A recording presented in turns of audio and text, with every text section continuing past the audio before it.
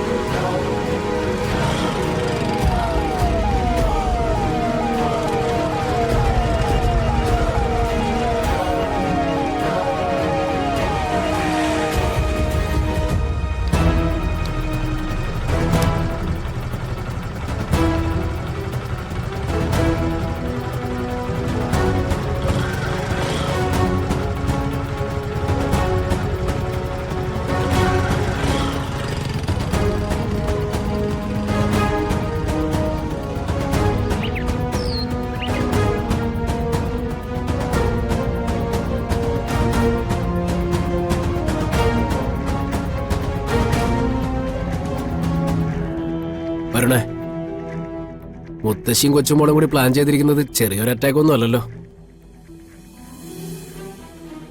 അതൊക്കെ അവിടെ നിൽക്കട്ടെ മോളെ രാധികെ. പ്രിയങ്ക സാധാരണ നിലയിലാണ് പെരുമാറിയതെന്ന് നിനക്ക് ഉറപ്പുണ്ടോ? അവളുടെ പെരുമാറ്റം കണ്ടിട്ട് എനിക്ക് അങ്ങനെ തോന്നിയത് മുത്തശ്ശി. ഞാനിത് ആദ്യമേ പറഞ്ഞല്ലേ, ഇതൊക്കെ അവൾ കരുതിക്കുട്ടി അഭിനയിക്കുന്നതാണെന്ന്. നീ ഒന്ന് ചാടല്ലേടാ. ഇത്രയും നാള് അവള് കൊണ്ട് നടന്ന ഗർഭം ഇപ്പോ ഇല്ല. അത് നമ്മൾ പൊളിച്ചു. ഇനി നമുക്കൊക്കെ തോന്നുന്നത് പോലെ നേർബുദ്ധിയുള്ള അവളാണ് ഇങ്ങനെ കാണിക്കുന്നതെങ്കിൽ അത് ഒറ്റയടിക്ക് ചെന്ന് ചോദിച്ചിട്ട് ഒരു കാര്യമില്ല. കണ്ടുപിടിക്കണം. കണ്ടുപിടിച്ച് മറ്റുള്ളവരെ കൂടി ബോധ്യപ്പെടുത്താവുന്ന അവസ്ഥയിലെത്തിക്കണം. അതാ മുത്തശ്ശി വേണ്ടത്. അല്ലെങ്കിൽ ഉടനെ തന്നെ ഓടും പോലീസ് സ്റ്റേഷനിലേക്കും കോടതിയിലേക്കും ഒക്കെ. രണ്ടിനെ അങ്ങ് കൊന്നു കളഞ്ഞാൽ ഈ പ്രശ്നം തീരും. എന്നാ ചെല്ല്, അടുക്കളയിൽ നിന്നൊരു വെട്ടുകത്തി ഞാൻ തന്നെ എടുത്തരാം. വന്ന് എല്ലാരും അങ്ങ് തീർക്ക്. അതോടുകൂടി എല്ലാം അങ്ങ് ശരിയാവുമല്ലോ.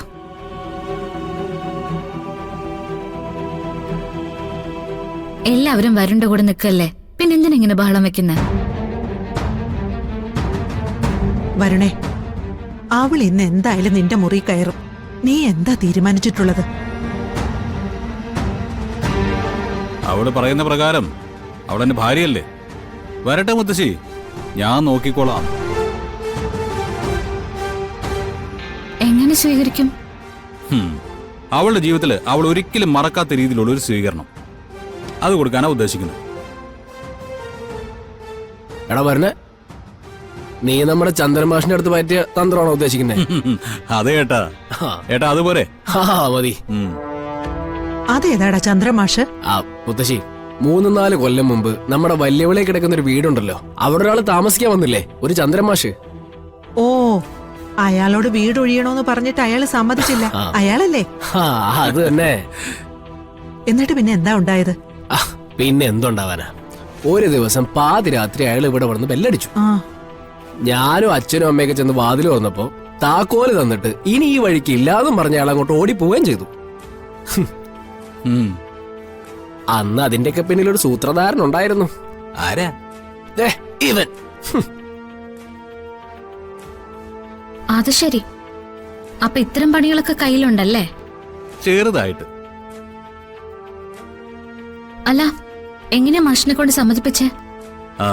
ഈ മാഷേ കുറച്ച് അഹങ്കാരിയായിരുന്നു. പുള്ളിക്ക് എല്ലാരോടും കേസാ.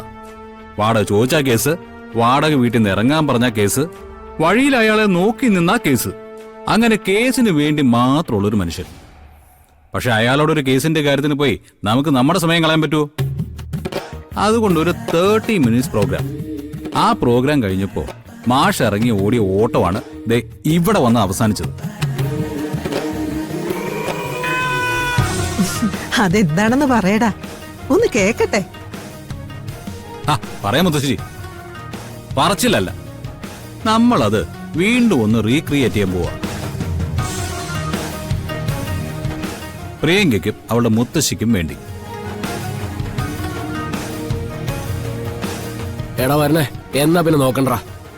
നാളെ രാവിലെ 2 എണ്ണവും പേടിച്ചരണ്ട് എവിടെങ്കിലും ചത്തു കിടക്കുന്നുണ്ടോ നോക്കിയാ മതി. അപ്പൊ നമുക്കിത് ഫിക്സ് ചെയ്താലോ? ഓക്കേട്ടാ, ഫിക്സ്.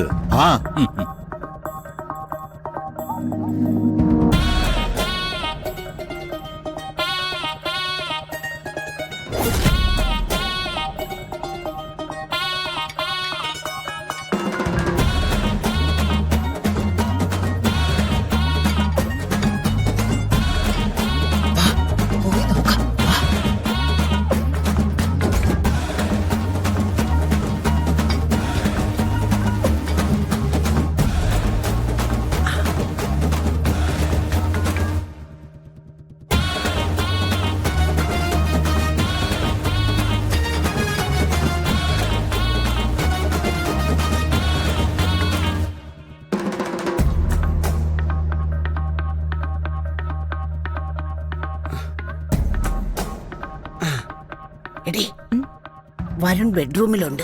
നീയേ വേഗം ചെന്ന് മുറി കയറി കഥ അടച്ചോ. ശരി മുത്തശ്ശി. ആ ആ എന്തൊക്കെ നടന്നാലും ഒരു കാരണവശാലും വാതിൽ തുറക്കരുത്. പുറത്തുനിന്ന് ഞാൻ തുറക്കുമ്പോഴല്ലാതെ നിങ്ങൾ പുറത്തേക്ക് വരാൻ പാടില്ല. മുത്തശ്ശി പുറത്തുനിന്ന് പൂട്ടുവോ? പിന്നല്ലാതെ. എന്നിട്ട് ബഹളം നടക്കുമ്പോഴേ ഇവിടെ ഉള്ളവരെ മാത്രമല്ല, ഈ നാട്ടിലുള്ളവരെ മുഴുവൻ ഞാൻ വിളിച്ചു വരുത്തും. എല്ലാവരും വന്നിട്ട് ഞാൻ വാതിൽ തുറക്കും. എന്നാ ഓക്കെ മുത്തശ്ശി. ഇന്നിവിടെ ഒരു കാളരാത്രിയാടി മോളെ. എന്താ രണ്ടുപേരും കൂടി ഇവിടെ പാത്തും പതുങ്ങി നിൽക്കുന്നത്?